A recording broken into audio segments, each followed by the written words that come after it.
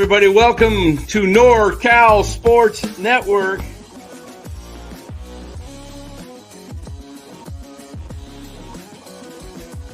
And this is the same hat that Brock Purdy's dad wears. Chat loves it when Marty Lurie comes on. Anytime you lose a game this time of year, when you can't go backwards, it's a problem. All right, everybody, welcome on in to NorCal Sports Network.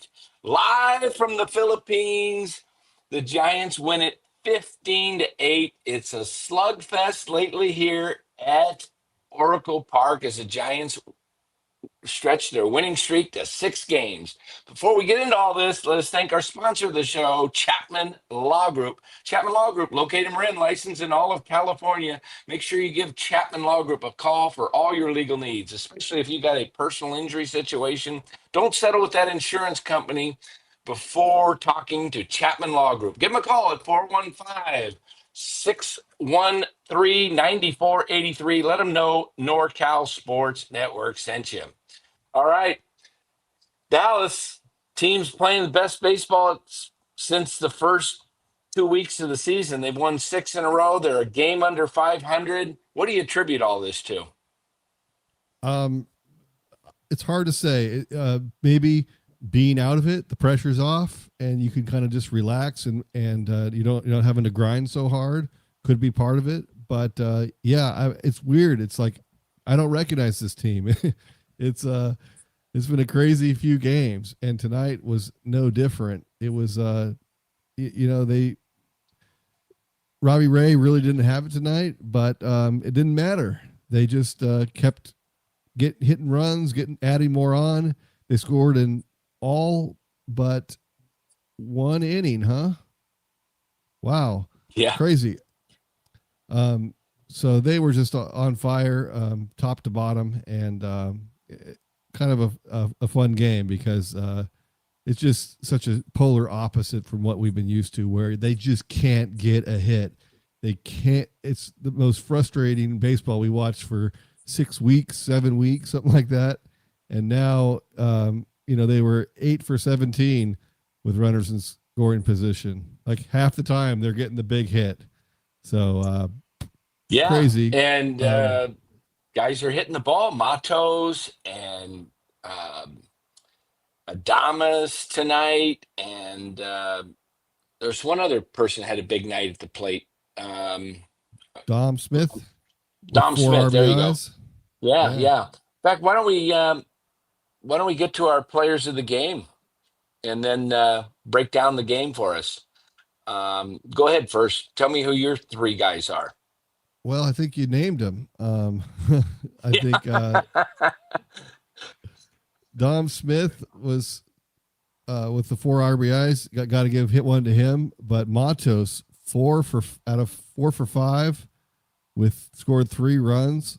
I mean, that guy was just on fire, and he was putting together like really good pieces of hitting. Like in the inning, I guess it was probably it must have been the first inning. Boy, that first inning was so long that I forget it was the first inning. But he just to keep that run going, he kind of knocked it through. Just shortened up and knocked it through the infield, and it was just a good looking piece of hitting. And a lot of the Giants were doing that tonight finally.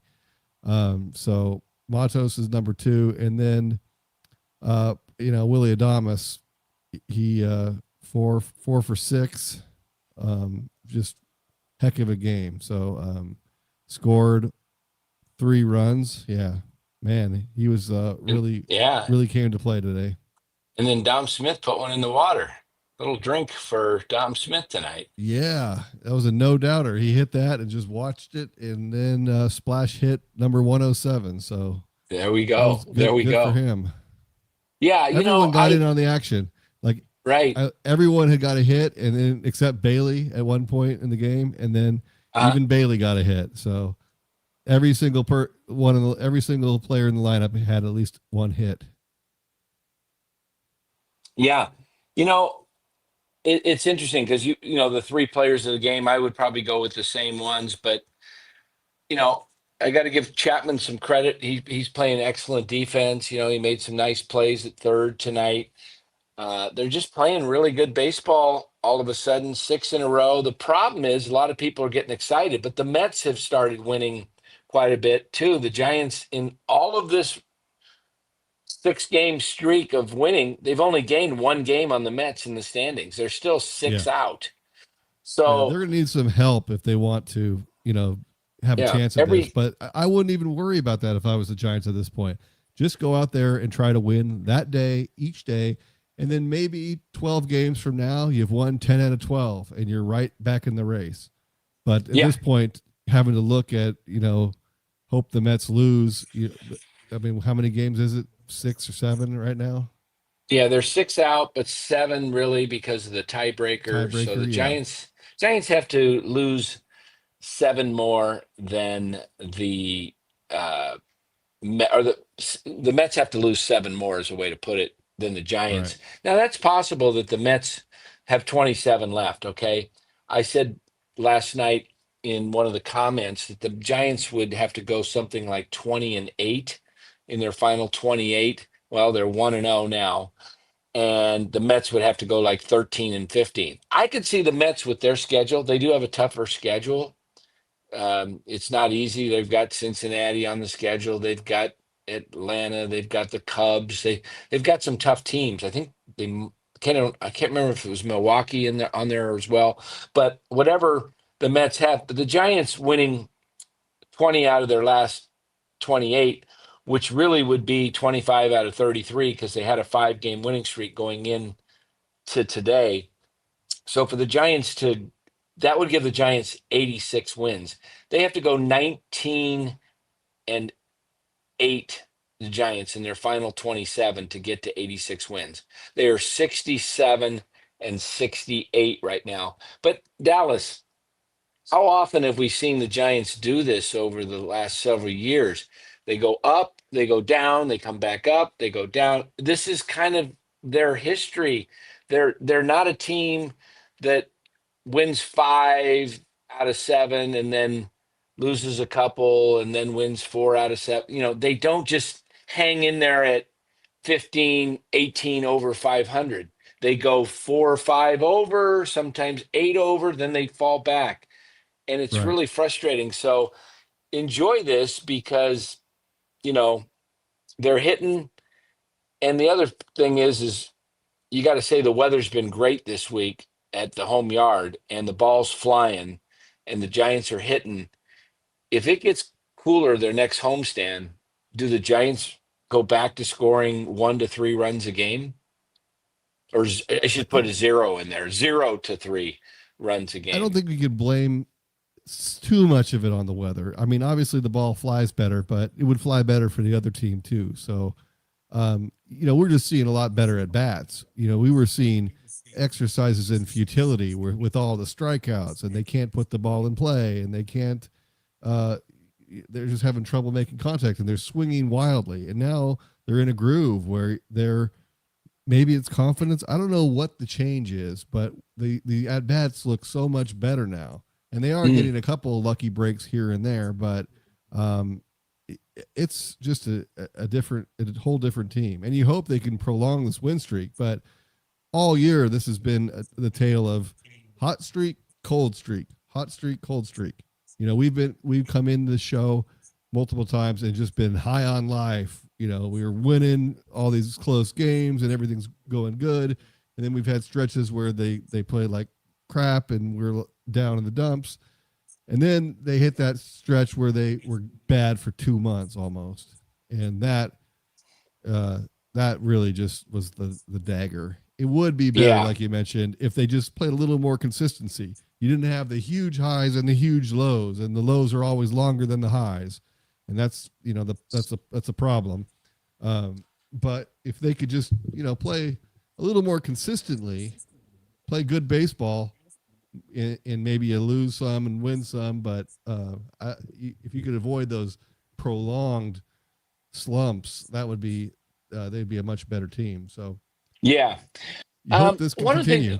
Yes, absolutely. One of the things I want to talk about is the situation with Luis Matos. Both you and I here at NorCal Sports Network have been saying, play the kid. We talked about it the final 50, 60 games. Really, we were like talking about it before they got rid of Yaz.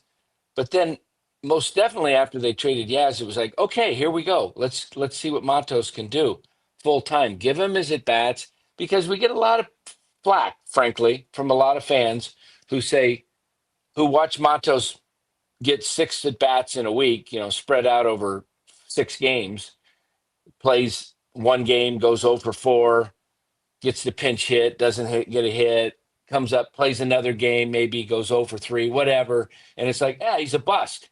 Said, you can't do that with most baseball players, especially a young player like Matos. We got to see him play every day. Giants brought him up last Thursday in San Diego, where I was at that game, and he has not looked back. Now, again, sometimes hitters are streaky and they can get into a rhythm, and then they can go right out of rhythm and, go on a slump. But we're seeing Matos play against right-handers, left-handers. It doesn't matter. The guy puts the bat on the ball.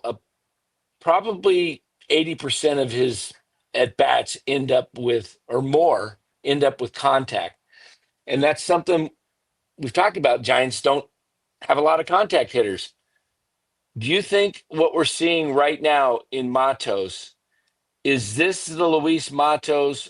No, he's not going to get hit 500 or whatever, obviously. Right. But is this a guy that can be productive in the lineup, hit you 250 to 275-ish, knock in, give you 15 homers and, give you whatever, 60 plus RBIs? Is this player, what we're seeing now, is that the player that the Giants may be able to count on in 26? I think he is. I'm optimistic about him. I mean, he's always been really good in AAA, and he's kind of proven that he can handle AAA no problem. And he's never really gotten a run in the majors. Alex Pavlovich and Susan Slusser both have said, Matos has really gotten quite a lot of at bats, and he has 200 something at bats or whatever. But the problem is that they're not consistent playing time. He's always been platooned with Yaz, and Yaz is getting the majority of the at bats because he's facing right-handed pitching. So Right. he never really has had a run where he plays every day. I mean, he did for a stretch, and he was the NL Player of the Week, and then he had a slump, and they sent him down, and they jerked him around quite a bit. And this season, he's not had a consistent playing time up until now. So hopefully this bodes well for him, because when he's playing like this, they have no choice but to play him versus righties and lefties. And, Gilbert will have to sit on the bench. And this is what he needs. I thought when they traded Yaz, they were going to give Matos a look. And what they do, They brought up McRae, and they brought up Gilbert, and they started, trying those guys out, and it didn't work. And Matos continued to stay down in Sacramento, and finally they're giving him a shot. So maybe that was the plan all along. But I was hoping that when Yaz got traded, he would have a prolonged look, and now he's finally getting that prolonged look. And since he's hitting well, he's actually going to get to stay in the lineup, which is great. So hopefully he can maintain this. And like you said, he can't continue to hit 500. That won't happen. But if he can just get one hit a game, be consistent. And he puts the ball in play, which is great, because the Giants need hitters like that don't strike out. And they have very few of those guys. And if Matos can be a complementary piece to the other hitters they have that are, more power hitters with a high strikeout rate. So, let's think about this, because Matos, we've been saying all along that he's a guy that should play. And let's think about this going into next year, the makeup of the roster. All right, we'll enjoy the final 27 games. Hopefully, the Giants can win at least. 26 of them. Yeah. For the fans' sake, or for the people who bet the over, let's hope they can win at least 14. That would get them to 500. Actually, 13 wins would get them to 80. They're 67 and 68. I'd be happy with that just because I bet the over, but it would be nice to see them actually finish really strong, keep this up. A week or so ago, I was saying, hey, let's just fail. Let's just fail well. But if you're going to finish strong in the last month where you win, you play 700-800 ball, where you do it. Don't do it for 8-10 games and you get to 500. Let's go over 500 and you never know what can happen. The Mets could fall apart, but Right. don't count on it, fans. And by the way, I can't see the chat right now unless I'm on my phone. Obviously, I got a little bit blurry background because I've got a glare, so I apologize for that. Um, I'm staying in the room because if I go outside, it's super muggy over here in the Philippines, and I'll just be dripping wet here for the show, and I'd like to be comfortable. So apologize for the glare. Let me see if I pull this. Just that sunlight's coming right in here. But I want to go over next year and just play it out and see what you think needs to be done. Who do we think will be back, and what you would do, what I would do, and then what you and I might do probably will be completely different than what the Giants will do. But let's start at catcher. At catcher, I I think think, is going to be the biggest area that yeah, they need to concentrate on. They need to bring in a complementary hitting catcher that can play with Bailey, and play half the games, and then they can bring Bailey in as a defensive replacement in games where they're ahead, and they can, it could be more of a mix. Right now, Kisner has been okay, serviceable. He's held down the position of backup catcher, but he hasn't been too impressive, and they need to do better from that position. They need more offensive production from the catcher position. So I think that's their biggest area of need, considering that they have a couple of young guys that they probably want to get more of an extended look at. okay. I would agree with you, catcher. They need to bring in somebody that can hit. I would also make Bailey give up right-handed hitting, even though the numbers, if you look at the back of his baseball card or look at Baseball Reference, his splits are pretty even, Sure. but I don't get it. When I look at him hitting right-handed, I see very weak power, and Yeah. I And would if you if asked if him, I'm like, an outfield, I'm going to which play side do you him want to in. hit from, left or right? He's going to say left, because it makes sense about just numbers wise. Yep, And sure then does. he doesn't have to spend the time to maintain two swings. If he took all his practice time, all his time in the cage, all the work he puts in on his offense, and concentrated on just the one swing, then it's going to be better, And I think he so. doesn't I think have so. to be a whole lot better. He just needs to get from 220 to 250. If he could hit Even 250, 240, if he can be a consistent 240 hitter, you could live with if it's consistent, not 150 and then 300 and then just give us a 240 type of we want season. 240. It's hilarious that's where Yeah, the bar is you're these dying for days. 240 exactly. The old baseball people are jumping out of their graves right now. Um, but and especially and Will Clark, who's not in his grave, is losing it. But okay, so catcher, is there a catcher that you would suggest or like to see the Giants go pursue this offseason, either free agency or via trade? Um, Well, I mean, I really don't know. I think they have to see what's available. Like trade wise, they've Rutschman or whatever is everyone's talking about, Right. but he hits what 250, 240 himself. He is right now. He is.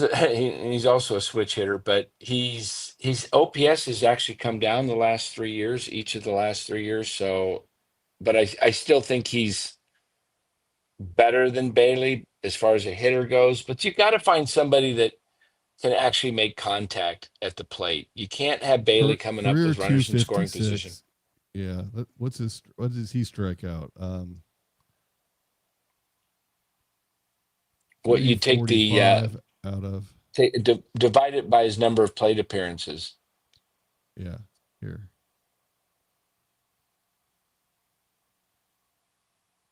$21.43. While Dallas Career is 16%. perfect. Okay. That fits into the lineup. Okay. That's one move I think the Giants should then go after, because let's look at this realistically. You've got Devers, who's back. You got Adames and Chapman, they're back. That's three guys. And if you put Bailey in there, that's four strikeout kings of 25% or more. And then you've got Eldridge. five. You got Eldridge, and then you've got Ramos. That's six of your nine hitters striking out at 25% or more. Can't have it.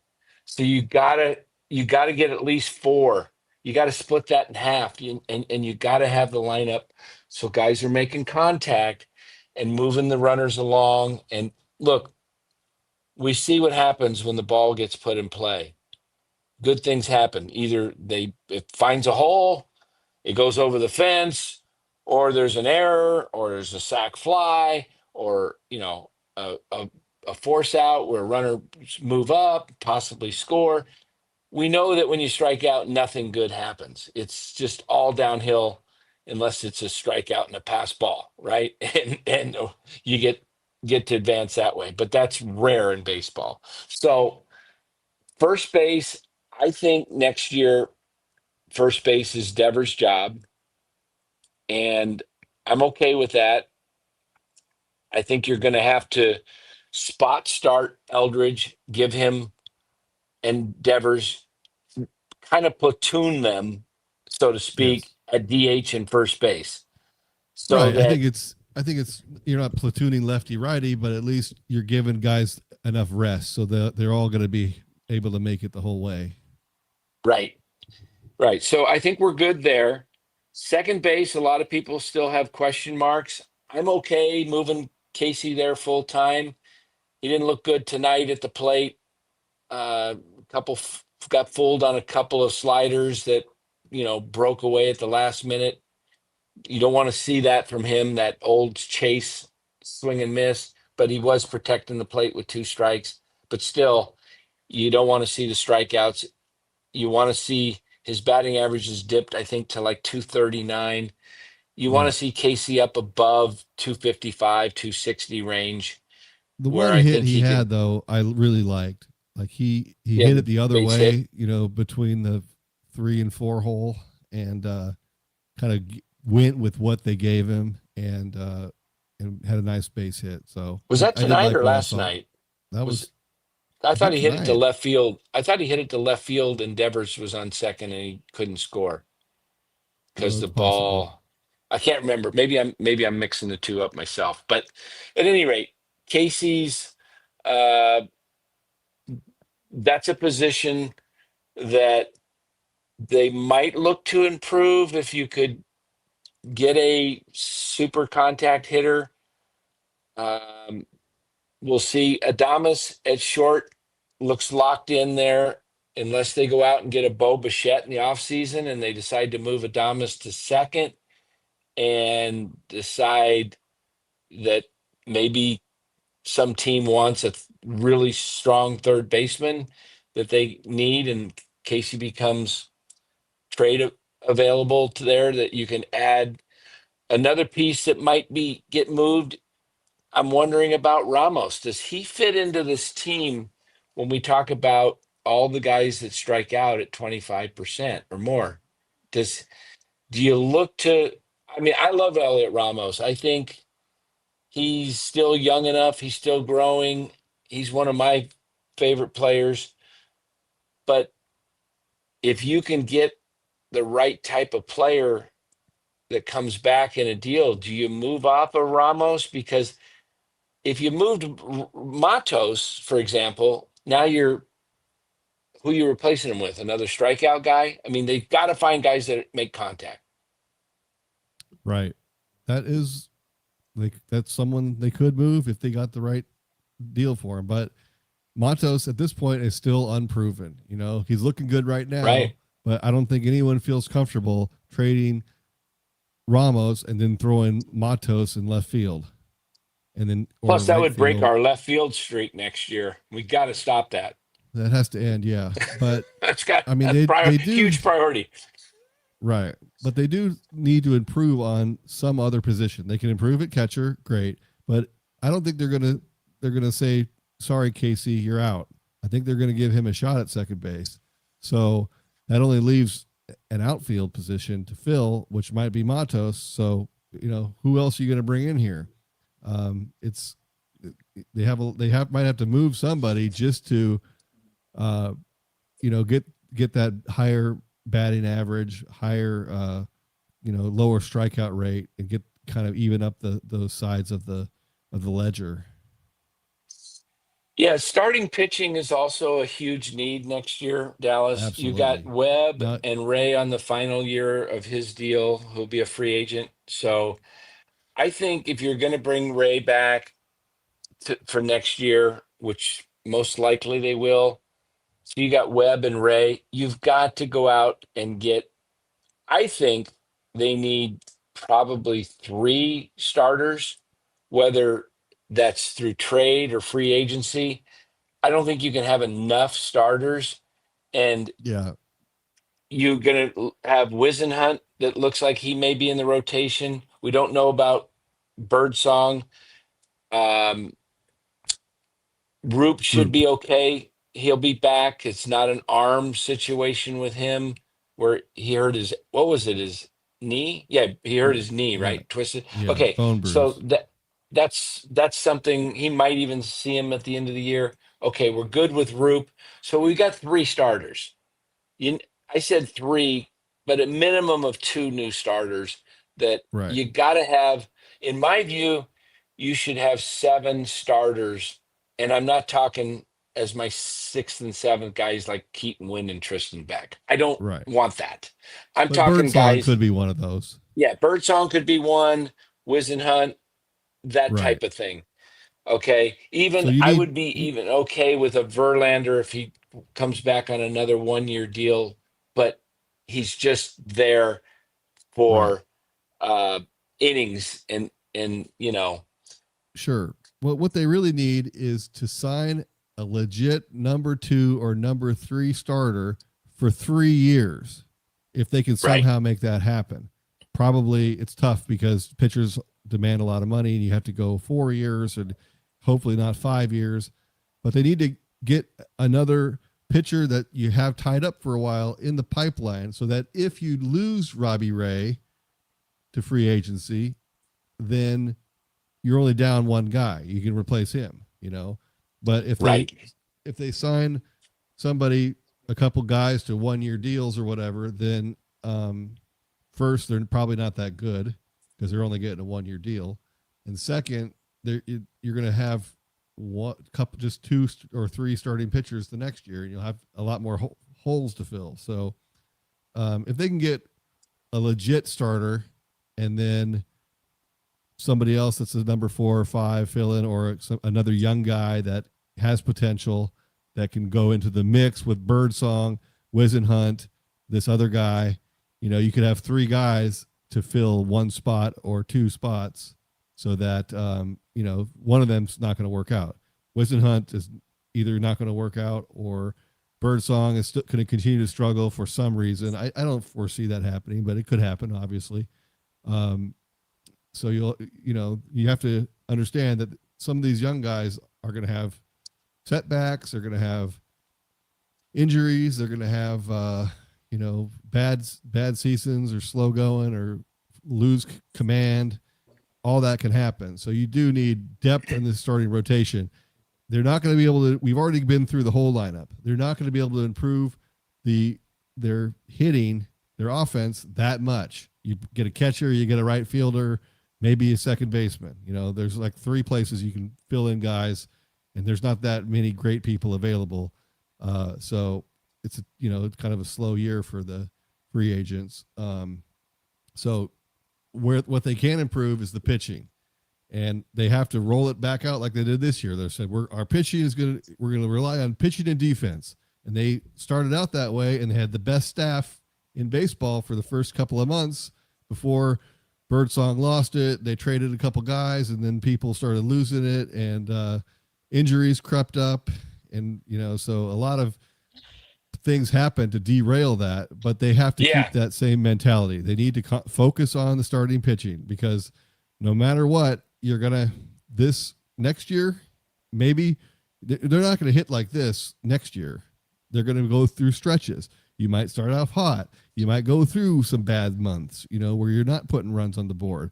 And to get through those doldrums on the offense, you need quality pitching so you can still win games while you wait for that team to, the offense to pick back up again.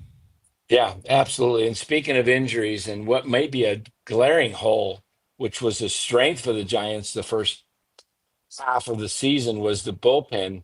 The bullpen is looking pretty thin now when you look at going into next year. Randy Rodriguez, Tommy John was announced. He's out for all of the 2026 season. So he will be coming back in spring training of the 27 season, if there is a spring training, with the baseball strike looming. I should say I don't know if it's just baseball strike with baseball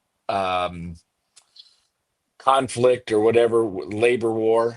So, you know what? I'm going to turn my phone just for a minute. It's going to look a little odd, but I want to see what the comments are saying. So I apologize for this. I just want to read to them off, Dan, if you want. You know what? Let me grab my wife's phone. I can look at the comments there. Let me look at her phone, and then that way I'll go back. Johnny says we need a closer in the offseason. It could be Ryan Walker that decides to finally step into that role, but they do need bullpen depth because they've had a lot of injuries and they traded some big pieces. It's possible that they re-sign Rogers. Everyone says that every interview.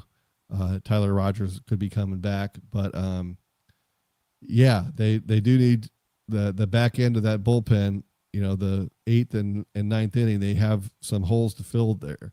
Rodriguez going down, that is bad news. It seems like to me, we probably should have seen this coming because they've been kind of babying him the whole season. Yep. They don't have him pitch 2 games in a row.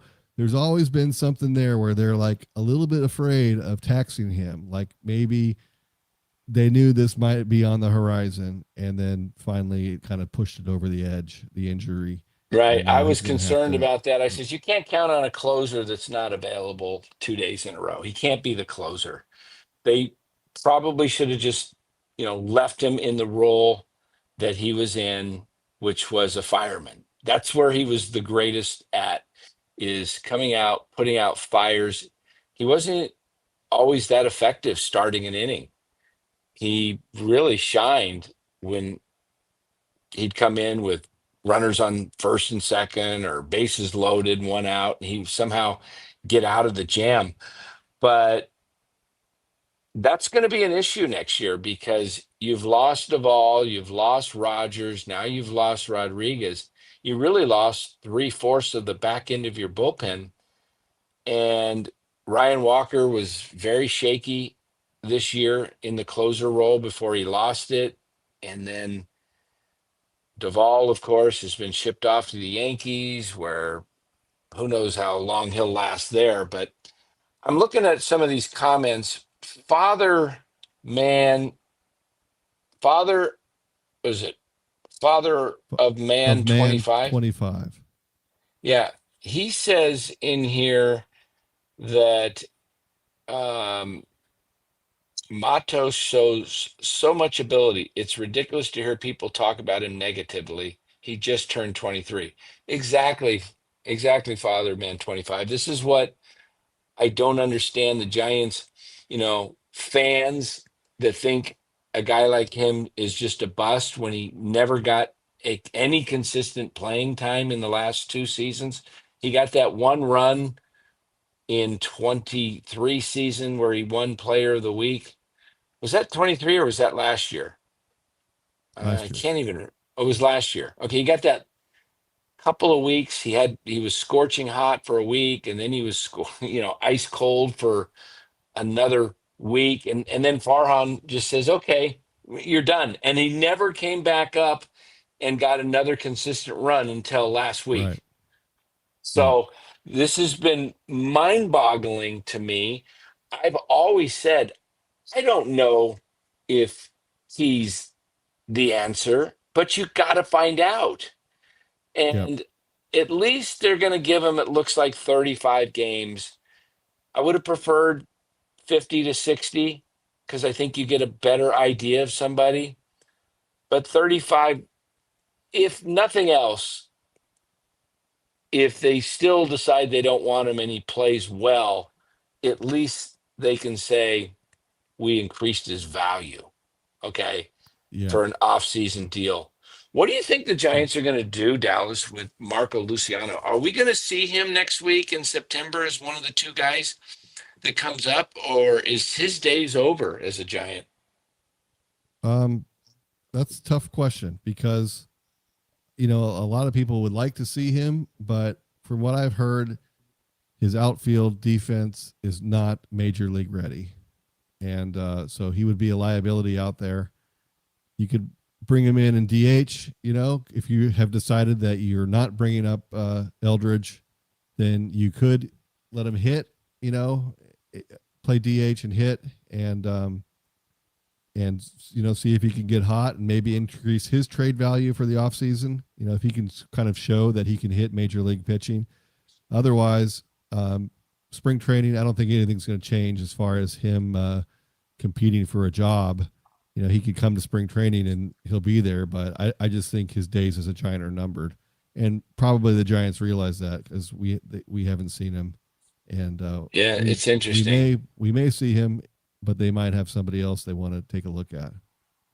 Yeah, I don't know how Matos is going to do. I get a feeling that he'll have some big days in the big leagues, and then he'll just, be rather inconsistent, but he'll probably be on another team next year. I wish him well. Hopefully, it's one of the things that I think the Giants still mishandled over the last year. I'll say this. Matos, I'll say the whole organization, the way Farhan last year and the year before was the year to let these guys play and sure. let them get their hard knocks, let them get the kinks out and let them experience major league pitching. I think you never got a chance. The Giants had one 10-12 game stretch last year. I think they were 9-1. It was Luciano was playing short and Matos and Ramos were in the outfield and they were all playing. They went 9-1 and then Luciano had a couple of bad games at short where he botched easy plays in the ninth inning.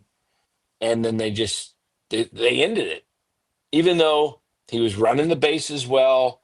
I just wanted to see some youth and some enthusiasm. And I think that's where the Giants messed up is you don't really know what you had in those guys. And we'll see where it ends up this year because, it's going to be a very interesting offseason because there's some people that are saying they think the Giants and Buster Posey like where things are at.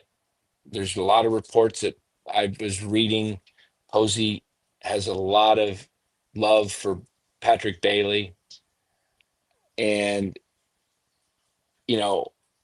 I think somebody said it in the chat earlier on, and I can't remember who it was, but it might have been Heroku or Mitchell and Ness. Can't remember, but somebody like that said, we're seeing the same thing over and over again. Here comes a winning streak now.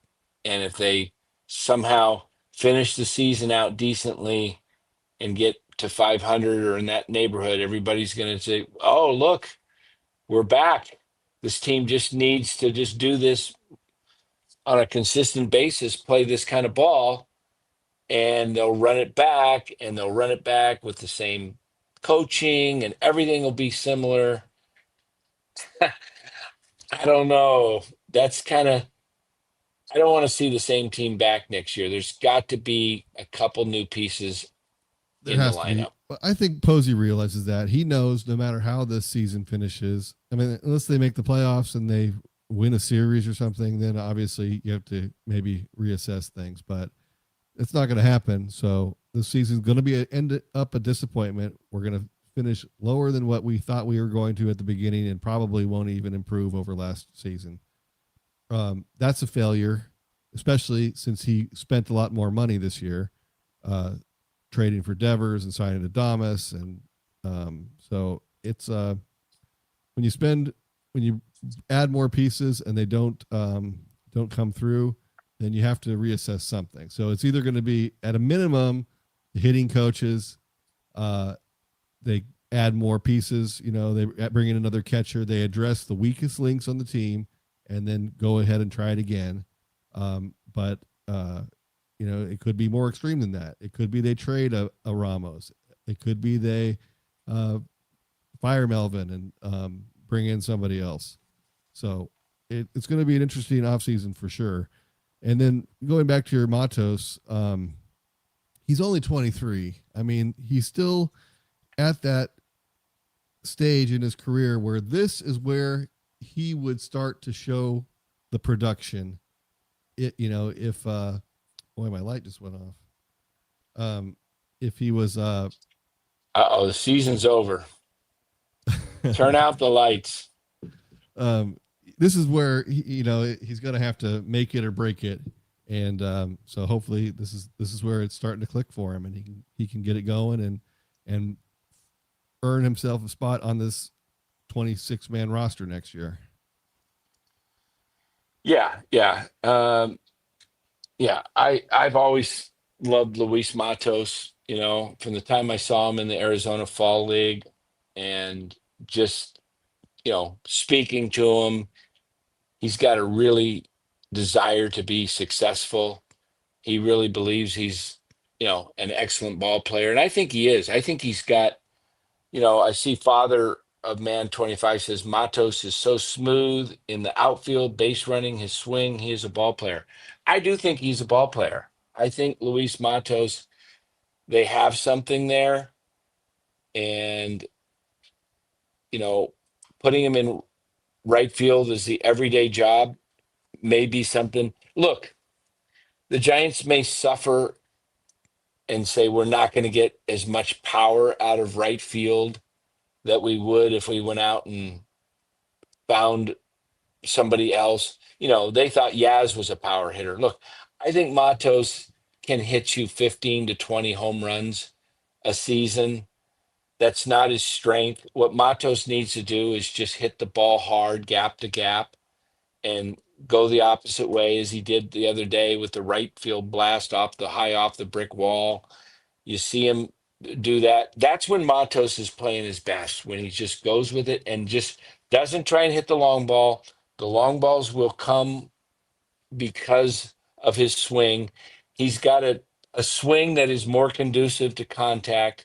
It's not that big, high arching, upward swing.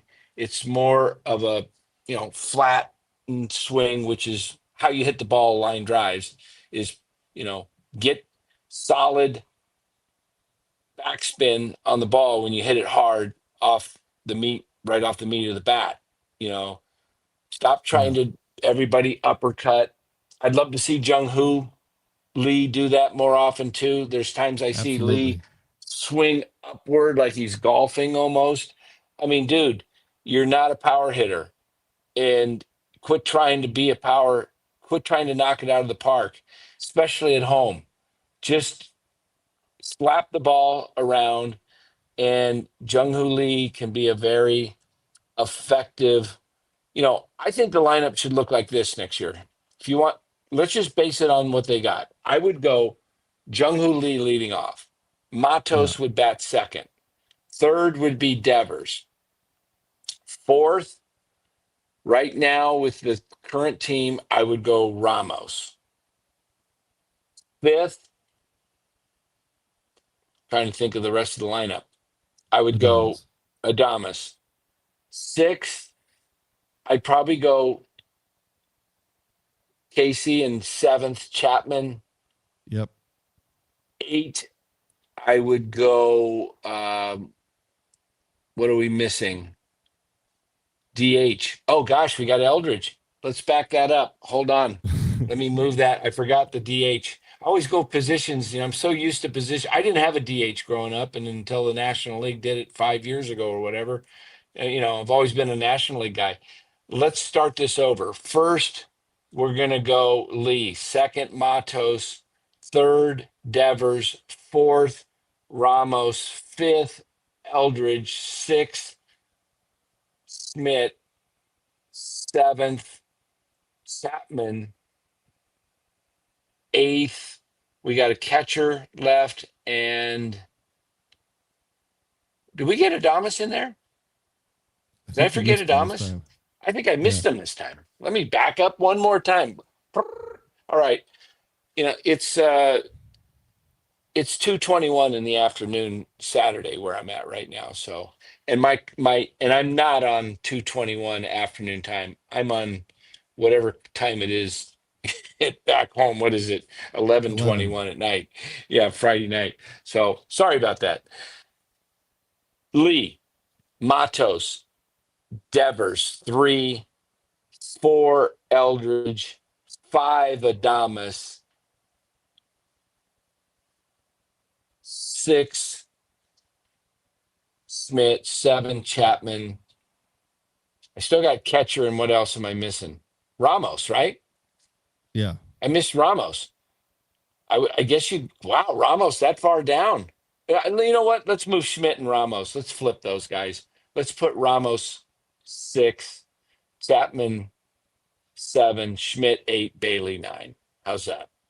Yeah, I think it's probably too soon to be putting Matos second. If I know you're trying to get like the contact hitters up at the top of the lineup, but until he's a little bit more proven, I think you go with Ramos there, so that a little more consistency. But if he's playing well, then Matos in number 2 you'd have no problem doing that. But I do see your intention there. And boy, you throw Eldridge in there, that lineup gets really deep to where you really only have that hole at catcher. That you're.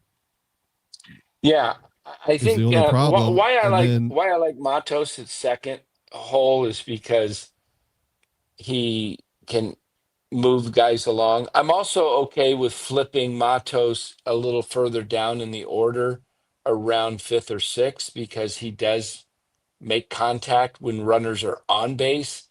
Mm-hmm. Maybe you do that. Maybe you do put Ramos second and put, I had him in the 6th hole, Ramos, I think I had Adames 5, Ramos 6. Maybe you flip Matos into that 6th spot because he is a guy that makes contact with runners on base. And that's what you need. Because the problem with this team is it's been all year long, Chapman and Adames, for the most part, those two guys struggled until, Adames is coming along again. He had a good July. Now he's having a pretty decent end of August. But you got to make contact with runners in scoring position. And I want to see a guy like Matos. He thrived, if you remember that week he won Player of the Week. He was batting around 5th or 6th. And then they tried moving him up to leadoff, and he was horrible. Well, I'm tired of Devers in the 2 hole. It just get some guys on base for him, first of all. And then if Eldridge can come up and if he can handle big league pitching, which is a lot of ifs, and yes, he strikes out a lot, but having him hitting behind Devers, like you're probably going to see some pitches. I don't know. It just depends on if he can cut down on the strikeout rate. So I don't know. I should really take Eldridge out of the equation because it's very wishful thinking where we haven't even in the lineup at this point until he can cut down on those strikeouts. You can't bring up a guy striking out 30% of the time in AAA and then expect him 35% in the big leagues, 40%. Where is it going to be? But he does have massive power. He hits some monster home runs, and he's only 20, 21 now. Right. Would you be surprised at all, Dallas, if the Giants actually dealt him for a pretty good package that brought you back maybe some established starters and, Cabrera over at Miami's he's got lights out stuff. You've got Alcantara at Miami.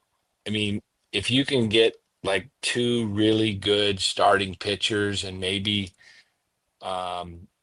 somebody else that would come along in that package, would you be surprised at all if they would be surprised, but that would be a bold move for sure. I mean, the argument for that would be he doesn't really have a position.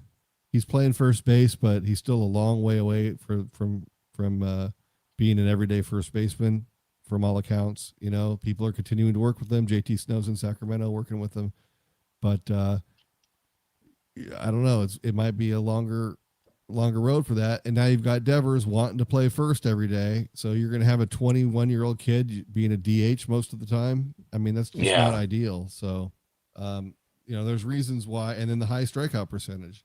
Can he cut that down? Do you think he can cut it down? Do you think he can become like something that's reasonable, So if it's too high and you're getting too many of these powerful strikeout guys in the lineup and they want to go in a different direction, somebody who hits for higher average and makes contact, strikes out less, he might not be the guy. So I don't think it's going to happen. I think he's going to be here and it's going to be Eldridge, but I don't know. We've seen stranger things. It would be a bold move because it would be a bold normally move. Don't. Cam says, I have a better chance of growing an afro than Eldridge getting called up in the big leagues this year. Well, I'm working on my afro. How's this? That's pretty good afro, isn't it? No, I don't know what they're going to do. I'm not sure if we've got Bora in the room. I think we do. I think it's about ready to close this show out. What's your final comments for us tonight, Dallas? Oh, well, it's great to see this stretch, and it's just going to have to keep it going because the Orioles are not that great of a team. And if you want to keep hope alive and keep this winning streak going, then you got to keep winning. So, if they've been playing great these last few games, and we've seen how they can prolong a losing streak and how they can have a horrible stretch where they're playing bad, and it extends for weeks and weeks. Maybe they can make things interesting here and extend this hot streak out for an extended period of time. If they can, then it's going to be an interesting month of September. Well, yeah, we had an 0-6 homestand. How about a 6-0 homestand followed by? Do we have any 9 more homestands left? I don't think we do we? Because we went 0-6 and then 2-7. I was thinking it would be kind of nice to go 6-0 and 7-2. But is there music playing by chance in the background? I can't hear it if it is. No, there's not. Okay, I'm going to see if I can do this. I'm not sure if I do it, what happens. I'm just trying to. Hey, by the way, Chapman Law Group, there you go, guys. There's the phone number. Give them a call for all your legal needs, as we mentioned at the top of the show. 415-613-9483. Let them know NorCal Sports Network sent you. And make sure you do like and subscribe to this channel. Like the show. It really does push the algorithms out. YouTube, if you guys hit that like button, it really does mean something because it tells YouTube that, hey, there's people that like the show. And so YouTube's all about pushing shows out there that make YouTube money. So the more likes that we get, we really do appreciate that. So if you would do us a favor, hit that like button, and it will help the show grow. I will be back. I'm not sure about tomorrow, guys. It's Sunday here, and we are having our family funeral for my mother-in-law tomorrow. And I don't know the time of that versus the time of the game. Well, we usually go Sunday night, which would be now. So my guess is I won't be around tomorrow, but I know there Tomorrow is a is hot Saturday here, corner. so it'll be 2 Oh, nights. that's or Saturday. 2 Okay, afternoons. I'm Sunday. Okay, so 2 afternoons. Okay, so I may be back, and I probably won't be back tomorrow. Is tomorrow a day game or a night game? Is it a Tomorrow 6 o'clock is game or a 1 o'clock? it's 4:15 Fox game. Oh, it's a 4:15 Fox game. Okay, so that's 4:15. Oh boy, that's like early in the morning, I believe. Here. Carson Seymour getting the start. Uh-oh. So, Okay, so now we're okay. Carson Seymour. Okay, yeah, I don't feel good about that, you but don't you feel never great. know. But if the Giants could put up another 15 spot, that might just do the trick. Yes, yes. All right, so let me see if I have some band music that can play here. I think I do if I can hit the right button here. It's all doing this on the phone here. Tasty Waves. Is this it? Are you hearing music yet? I'm not Not hearing yet. anything. Not yet. There is a delay on the phone when I hit it. It probably will go on and then it'll probably go off. It's not playing right now? Not now. Okay. Well, it's not playing either. All right. I was going to try and get Bora to do this. Let me get Bora in here. I gotta text him, and then hold on just a minute. I'll be right back. Yeah. So Carson Seymour, he's 0-1 with a 3.74 earned run average. I would have thought it was higher than that because he had a couple of bad outings there early on. But yeah, if the offense is showing up, then they have a shot at any game. But we will see. You want me to play some music, Dan? I have some royalty-free stuff. You got some royalty-free stuff? Is it YouTube Yeah. royalty-free though? Not through YouTube though. No. Okay, so We don't have to risk sometimes it. you get a little picky. Okay, Bora's going to come in and end the show right now for us. Technology. We have StreamYard, and we only have so many people they allow you to have controls to the switch, and so we're out. We've got 3 or 4 users, and they won't let us use more. So Dallas doesn't have the access to the show. Nope. I can only talk. He can only talk. Yeah, so he doesn't Much have to the access. chagrin of some people. He doesn't have access to but he can play horses, and he can play. What's that one? That was an amazing. There we go. Horses.